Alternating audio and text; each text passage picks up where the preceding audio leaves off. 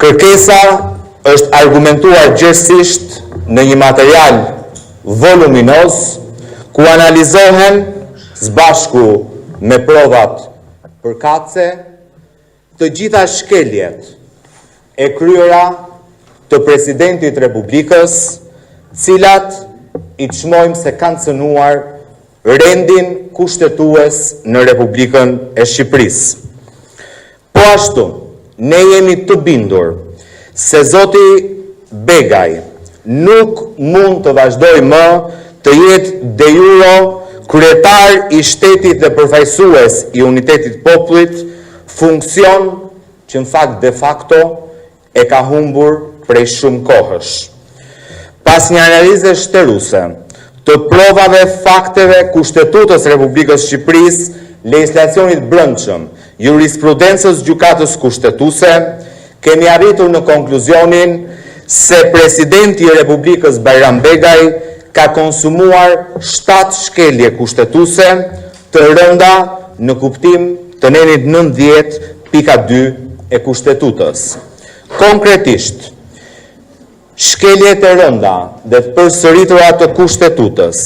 nga ana e Presidentit Republikës Bajram Begaj janë si më poshtë. Dekretimi antikushtetues i zgjedhjeve për Bashkinë e Tiranës, në kundërshtim me nenet 4, 7, 13, 86, 92, 94, 115, 124 dhe 131 të kushtetutës, ka dekretuar zgjedhje të pjesshme vendore në Bashkinë e Tiranës, pa u krijuar nga pikpamja kushtetuese vakanca, duke ju bindur urdhrit politik të Edi Ramës në Asamblen e Përgjithshme të Partisë Socialiste, duke ndërhyrë në këtë mënyrë, në mënyrë brutale dhe të dhunshme, në autonominë e pushtetit vendor, të drejtat themelore të njeriut, kompetencat e organeve të tjera kushtetuese, dhe duke tentuar si asnjë president tjetër në 35 vitet demokraci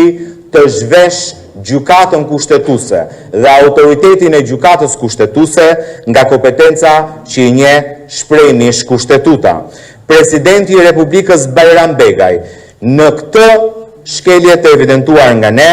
ka kryer shkelje të rëndë të kustetutës për shkak se ka ushtruar një kompetencë kushtetuese që nuk kishte lindur ende dhe që kishte pengesë kushtetuese për ta ushtruar në atë moment. Ka synuar të ngushtoj kompetencat e gjykatës kushtetuese dhe rolin e saj në rastet e shkarkimit të zgjedhurve vendor. Ka futur në ngërç kushtetues zgjedhjet e pjesshme për Bashkinë e Tiranës, si dhe ka minuar legjitimitetin e tyre duke shkaktuar konfuzion të zgjedhësit në Bashkinë e Tiranës. Ka marrë kompetencat e sistemit gjyqësor duke përcaktuar jurisdiksionin për se ku kundërshtohet një vendim i Këshillit Ministrave, kompetencë e cila është ekskluzive e sistemit gjyqësor. Ka shfaqur mungesë pa anësie, integriteti dhe pavarësie, duke u nënshtruar autoritetit kryeministrit dhe duke lejuar përqendrimin e të gjitha pushteteve në një dorë të vetme,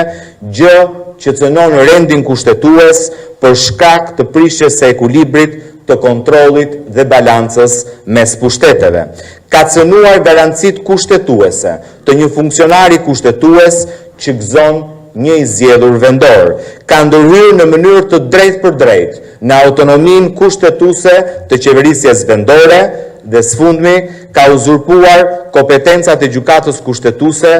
që tjetë kjo e fundit nëse pranon brenda jurisdiksionit vet për shqyrtim apo jo një vendim të Këshillit Ministrave. Pas vendimit të mbledhjes gjyqtarëve që pezullonte dekretin e presidentit në ndyshimet serioze, sepse ky është një nga kriteret për të marrë pezullim të një akti nga gjykata kushtetuese për shkeljet kustetutës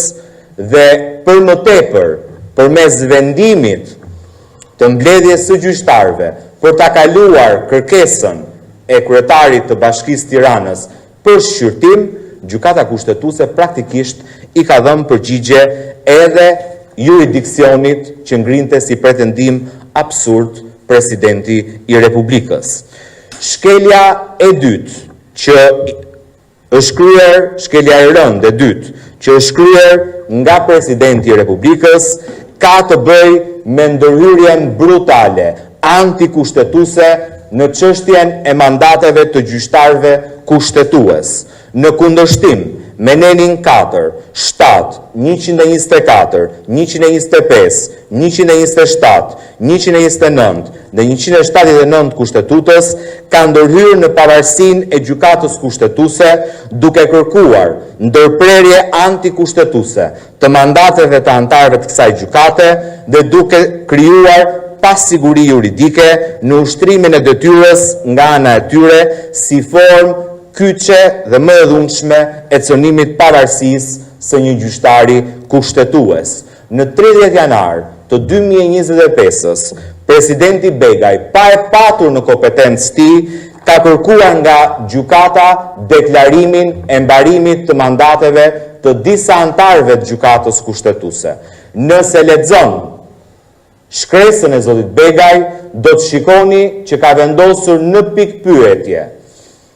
kozjatjen e mandateve për të gjithë anëtarët në detyrë të gjykatës kushtetuese në shkelje flagrante të kushtetutës. Madje ka uzurpuar edhe kompetencat e kuvendit, duke ftuar gjykatën kushtetuese të shprehet mbi kozjatjen e mandateve për anëtarët që janë emërtesë e kuvendit. Nuk ka guxuar kurrë më parë asnjë president i Republikës që cënoi në këtë formë pavarësinë e anëtarëve të gjykatës kushtetuese. Sa i përket mandatit të anëtarit,